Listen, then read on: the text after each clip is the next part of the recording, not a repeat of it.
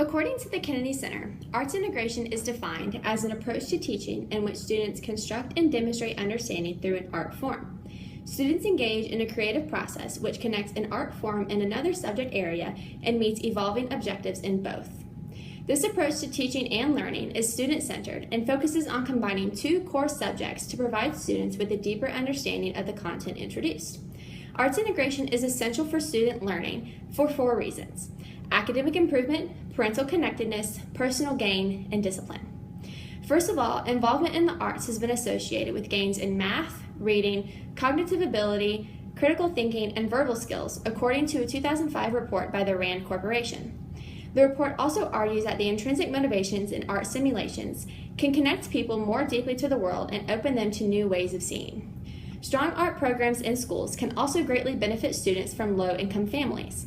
On average, families of middle and higher income have a better chance of exposing their children to the arts, such as trips to museum and club dance classes, whereas lower-income families do not have this sort of availability. By incorporating arts into the classroom, students from lower-income families can have a level playing field with the children who have these enrichment activities. Arts integration can also encourage students to find their true passions. According to a study by the Search Institute, several thousand United States teenagers were interviewed to find what truly inspires them at school. Out of more than 200 different inspirations, the top 10 was made up of mostly arts-inspired practices. Participating in or leading art, dance, drama, music, writing, and creative arts activities were a few.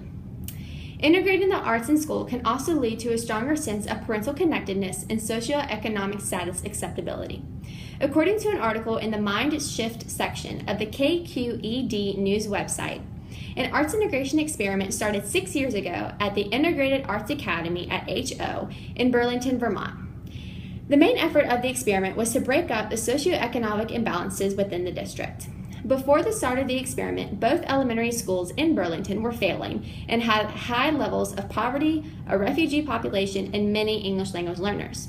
After transitioning the school into an academic and arts school, the poverty has grown less concentrated, English language learners have become more proficient faster, and office referrals are almost inexistent.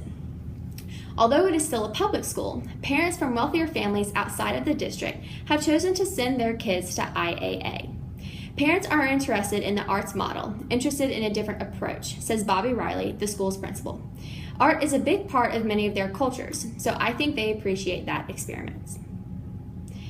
I've always had a passion and interest for the arts, and after conducting this research and participating in Mrs. Edwards' visual arts class, I know that I can and will integrate arts in many of my future lessons.